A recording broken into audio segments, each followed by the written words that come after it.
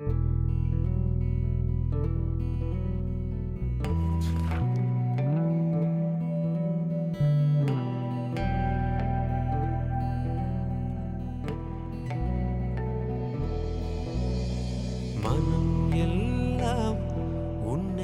to Edible Weed Walks, where we go exploring some new weeds every time we meet. Good morning, Krishna. Hi, Nina. Hi.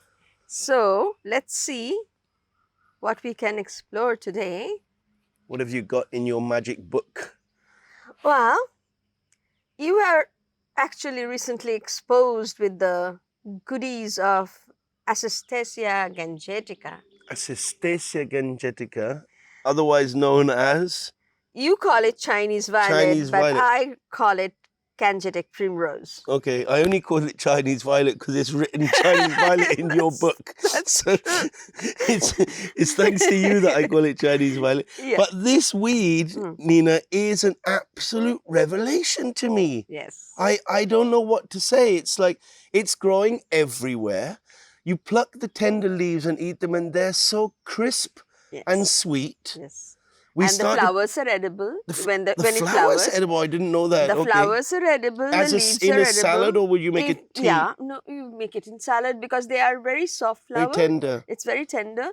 The flowers are edible as raw. The green leaves, they are edible as greens, like as raw in salad when they're young, and then you can cook. It's just an absolute wonderful, wholesome plant. Let's go and find it. Let's go and find it.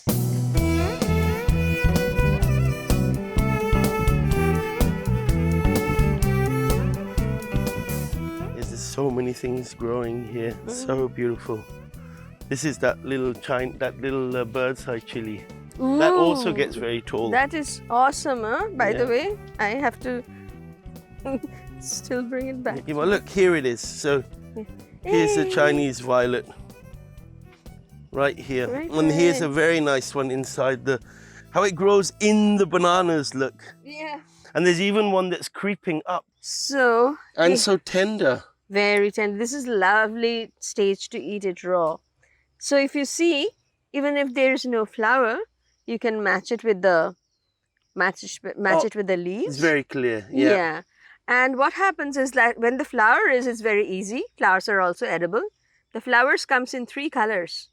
White, mauve, and there is one which is a combination of white and mauve. It's beautiful. Okay. Can you imagine all of them in the salad? Yes. With the greens? Yeah, it sounds lovely. It sounds lovely. I absolutely adore the taste of this plant. It is. It's so Moorish. It's such a refined taste. Yes, it's beautiful. And medicinal values. As you know, it has a calming effect, and it is also very good for asthma. Very good for lungs and other things. But you see that even though the scientific name is Asystasia gangetica, Gangetic refers to the river Ganga. Right. The common name Gangetic Primrose. Right. Even then, you know that the plant actually originated in Africa. And really? Yeah. Okay. And like many are. Okay.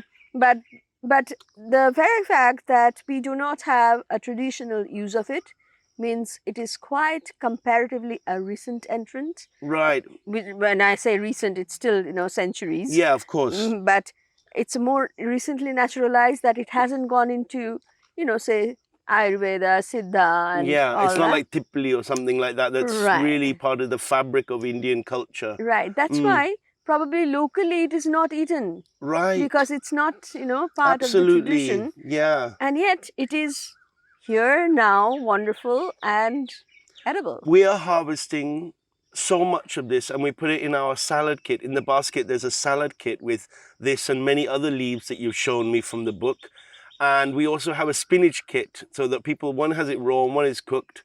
And that's also in the spinach kit. And last night we had it with my kids. We had a dal with plantain and we put a lot of this in it. Yeah. And my son is not that keen. It's, kids with their greens, but he devoured it. This book represents a sort of cultural redemption in the sense of getting back this knowledge. And if this book could go to schools, Nina, that's what I imagine with this crowdfunding that we're trying to do, is that schools would get this book and they would come to you for training, and that imagine the whole of Tamil Nadu, every kid in Tamil Nadu has this knowledge as part of who they are.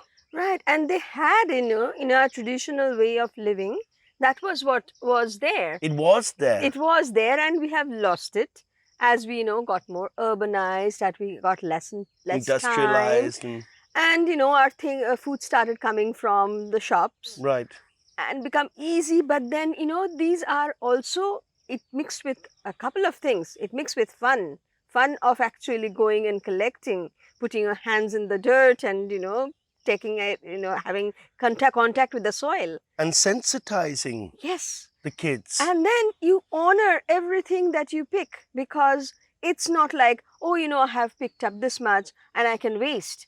Your waste becomes much less because you have spent you will time. Respect it. Yeah, you will respect you have it. spent time I think to pick it up. A generation of children who know the values of edible weeds and are sensitive and caring to their Mother Earth. Yeah.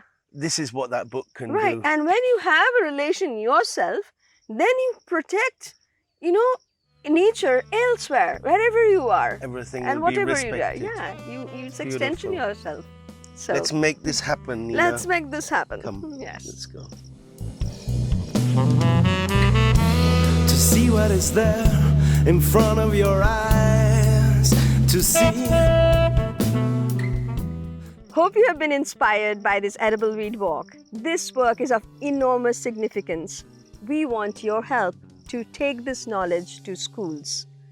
You can do that by helping us crowdfund for the reprint of this book and 2 books in this series. So I would request you to subscribe to the channel, hit the notification bell, and leave your email in the link that is provided in the description. And I'll see you in the next weed walk.